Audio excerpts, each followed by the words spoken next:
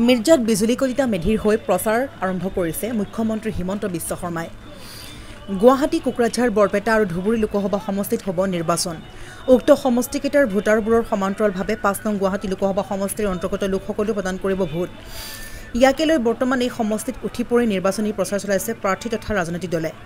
একেদৰে আজি দক্ষিণ কামৰূপৰ পলাশবাৰী বিধানসভা সমষ্টিৰ অন্তৰ্গত RB হাইস্কুল খেলপথাৰত ভাৰতীয় জনতা পাৰ্টীৰ উদ্যোগত এখনি বিশাল নিৰ্বাচনী সভা অনুষ্ঠিত কৰা হয়।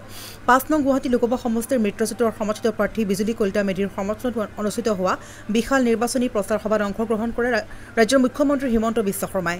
দিনৰ প্ৰায় 3:30 হেলিকপ্টাৰযোগে RB হাইস্কুল খেলপথাৰত উপস্থিত হয় মুখ্যমন্ত্ৰীগৰাকী। হাজাৰ হাজাৰ লোকে অংশগ্ৰহণ কৰে উক্ত সভাখনত আৰু মুখ্যমন্ত্ৰীগৰাকীয়ে ব্ৰহ্মপুত্ৰৰ ওপৰত নতুনকৈ নিৰ্মাণ হ'বলগীয়া পলাশবাৰী আৰু শুৱালকুছি সংযোগী দলঙৰ কথাটো মন্তব্য প্ৰকাশ কৰে। ইফালে পলাশবাৰীত ভাৰত চৰকাৰে ইণ্ডিয়ান ইনষ্টিটিউট অৱ মেনেজমেণ্ট স্থাপন কৰাৰ কথা সিদ্ধান্ত গ্ৰহণ কৰাৰ কথাও মুখ্যমন্ত্ৰীগৰাকীয়ে উল্লেখ কৰে। ইয়াৰোপৰি জুলাই মাহত পুলিচৰ পৰীক্ষা আৰু ছেপ্টেম্বৰ-অক্টোবৰ তৃতীয় আৰু চতুৰ্থ বৰ্গৰ পৰীক্ষা অনুষ্ঠিত কৰাৰ কথাক লৈও মন্তব্য কৰে মুখ্যমন্ত্ৰীয়ে। চাকৰিৰ ক্ষেত্ৰত কোনো ধৰণৰ টকা পইচাৰ লেনদেন নকৰিব বুলিও কয় মুখ্যমন্ত্ৰী হিমন্ত বিশ্ব শৰ্মাই।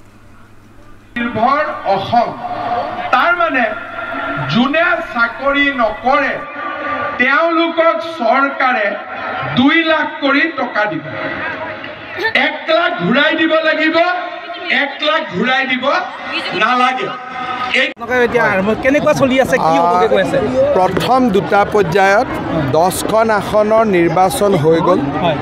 9খন আসনত আমি নিশ্চিতভাৱে জিকিম। এখন আসনত আমাৰ কংগ্ৰেছ আৰু UDFৰ লগত প্ৰতিদ্বন্দ্বিতা হ'ব। বাকী 4খন আসন থাকি যাব। গুৱাহাটী, কোকৰাঝাৰ, বৰপেটা আৰু ধুবুৰী। প্ৰচাৰ কাৰ্য 3য় পৰ্যায়ৰ আৰম্ভণি হৈছে। যোৱাকালিও মই গুৱাহাটী লোকসভা সমষ্টিত মিটিং কৰিছিলোঁ, আজিও কৰিছোঁ। অহাকালি মোৰ কোকৰাঝাৰত মিটিং আছে। লাহে লাহে প্ৰচাৰ অভিযান আগবাঢ়ি গ'লে 3য় পৰ্যায়ৰ উমান আমি লগাব পাৰিম। তথাপিতো 4টা ছিটৰ 3টা ছিটততো আমি জিকিমেই, তাত কোনো সন্দেহ নাই। ছাৰ, প্ৰথমতে আপুনি 11.5 কৈছিলে, পিছত আপুনি 12। এতিয়া আমি সেইটোকে মই কৈছোঁ যে 9টা আমি জিকিলোঁ আৰু 3টা আমিতো জিকিমেই। গতিকে 9-3 12 হ'লেই। এতিয়া 12.5 হৈ আছে কাৰণ এটা ছিটত প্ৰতিদ্বন্দ্বিতা আছে। কংগ্ৰেছ ছাৰ খুব কনফিডেণ্ট যোৰহাট জিকিব, কৰিমগঞ্জ জিকিব। যোনেই খেলা খেলে, স্কুলত যোনে পৰীক্ষা দিয়ে, সকলোৱেতো পাছ কৰিম বুলিয়ে পৰীক্ষা দিয়ে। গতিকে মই যেনেকৈ কনফিডেণ্ট আছোঁ, ডেফিনেটলি কংগ্ৰেছো কনফিডেণ্ট থাকিব পাৰে। কিন্তু কোনোবা জেগাত কংগ্ৰেছে কৈছে জানো আমি 11খন জিকিম বুলি? কংগ্ৰেছে এইখন আসনৰ কথা ক'ব, সিখনৰ আসনৰ কথা ক'ব।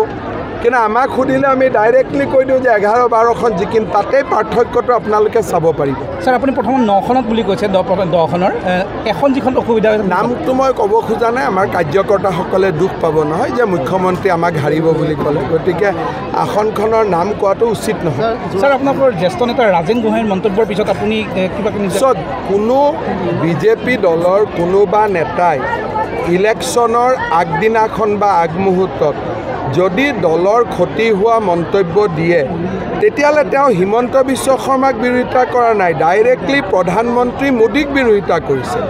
কাৰণ এই ইলেকশ্যন হিমন্ত বিশ্বৰ ইলেকশ্যন নহয়, এইটো মোদীৰ ইলেকশ্যন। আমি মোদীজীৰ কাৰণে ইয়াত কৰি ফুৰিছোঁ। গতিকে পুৰণা নতুন ইয়াত কোনো নাই। ময়ো 10 বছৰ ঘাম দিলোঁ বিজেপিৰ কাৰণে। সেইকাৰণে এতিয়া ইয়াত নতুন পুৰণা বুলি ইয়াতে এইবিলাক কথা কৈ লাভ নাই। 10 বছৰ মানে জীৱনৰ এটা বহুত ডাঙৰ যুগ বুলি কয়। গতিকে এতিয়া এইবিলাক নতুন পুৰণা আমি বিজেপিত নামানো। বিজেপিত আজি অহাজনকো আমি সমান মৰ্যাদা দিওঁ, পুৰণাজনকো সমান মৰ্যাদা দিওঁ। গতিকে এইবিলাক কথা যোনে কৰি থাকে, কৰি ভাল পায়, তেনেকুৱাৰ ওপৰত এই ইলেকশ্যনৰ পিছতে দলে ব্যৱস্থা ল'ব। ধুবুৰীক লৈ ছাৰ এতিয়া আপোনাক প্ৰথমতে আপুনি গুৰুত্ব দিয়া নাছিল বুলি কৈছে। ধুবুৰীত আমি প্ৰতিদ্বন্দ্বিতা হওক, প্ৰতিদ্বন্দ্বিতাত যাওঁ। মই এদিনো কেম্পেইনত যোৱা নাই। কেম্পেইনত যোৱাৰ পিছত ধুবুৰীৰ পৰিৱেশ আপোনালোকক ক'ব পাৰিম। নেদেখাকৈ কথা কোৱা ভাল নহয়। চলাব তাত গৈ কিয় নহয়? মোৰ 10খন মিটিং আছে ধুবুৰীত। মোৰ 10খন মিটিং আছে ধুবুৰীত। মই মুখ্যমন্ত্ৰী হয়, আগতে মুখ্যমন্ত্ৰী নাথাকোঁতে কোনোবা জেগাত নোযোৱা বেলেগ কথা। যিহেতু মই মুখ্যমন্ত্ৰী, মই সকলো জেগাত যাবই লাগিব। নহ'লে এনেকুৱা লাগিব যেন এইখিনি অসমৰ নহয়, এইখিনি আমি স্বাধীন কৰি দিছোঁ।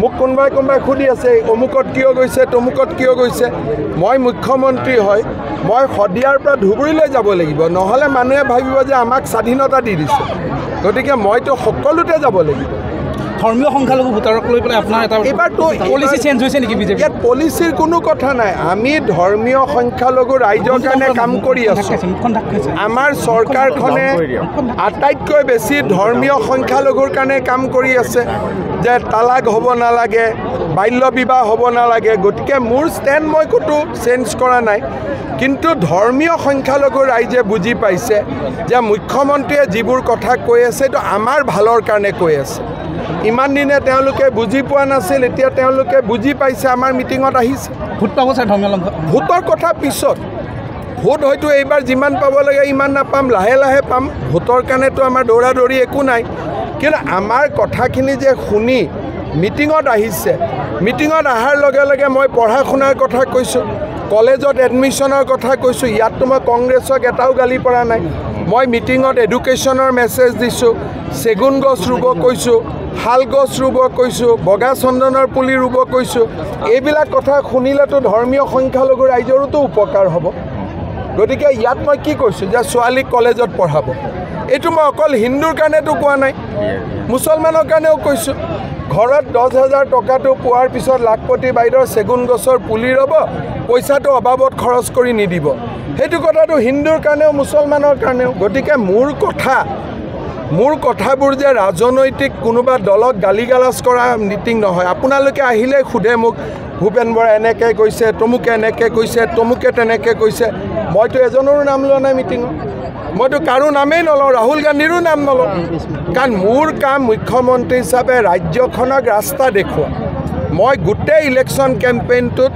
ৰাজ্যৰ জনসাধাৰণক ৰাস্তা দেখুওৱাৰ কামত লাগি আছোঁ আনকি মই ৰাহুল গান্ধীৰো নাম লোৱা নাই ইমান দেৰি পলাশবাৰীত ভাষণ দিলোঁ ৰাহুল গান্ধীৰ নাম লৈছোঁ নেকি আপোনালোকেহে কেমেৰাটো দেখিলে কৈ থাকে অমুকে অমুক কৈছে তমুকে তমুক কৈছে কিন্তু মোৰ কথা যদি আপোনালোকে বেলেগ পাৰ্টিক সুধিব মুখ্যমন্ত্ৰীয়ে বগা চন্দন ৰুব কৈছে মুখ্যমন্ত্ৰীয়ে ছোৱালীজনীক পঢ়োৱাৰ কথা কৈছে তেতিয়া মইতো মিটিঙত ভাল কথা কৈ আছোঁ যাৰ কনফিডেন্স নাই সি বেয়া কথা কৈ আছে যাৰ কনফিডেন্স আছে সি ভাল কথা কৈ আছে ইমানেই গৃহমন্ত্ৰী ৰোড শ্ব' হ'ব গুৱাহাটীত তেখেত আহিব 29 তাৰিখে আৰু কোনোবা আহিব নেকি এইটো লাষ্ট মেগা মিটিং গৃহমন্ত্ৰী ডাঙৰীয়াই গুৱাহাটীত এটা ৰোড শ্ব' কৰিব তাৰপিছত আৰু আমাৰ কোনো নেতা নাহে প্ৰিয়ংকা গান্ধীও আহি আছে ধুবুৰীত আহিব লাগে ইয়াত আহাত কি আপত্তি আজি অসমতো যোন আহে আমি তাকে নিৰাপত্তা দিওঁ ভাল কৰি উভতাই পঠাওঁ ইয়াততো আৰু কোনো এটা প্ৰিয়ংকা গান্ধীলৈ মোৰতো কোনো মইতো নাভাবোঁ যে বহুত গ্লেমাৰাছ তাকে লৈ কিবা চিন্তা কৰিব লাগে আপোনালোকে ভাল পায় আপোনালোকে সোধে মই নুসুধোঁ মিৰ্জাৰ পৰা অনন্ত কলিতাৰ ৰিপৰ্ট নিউজ এইট আছাম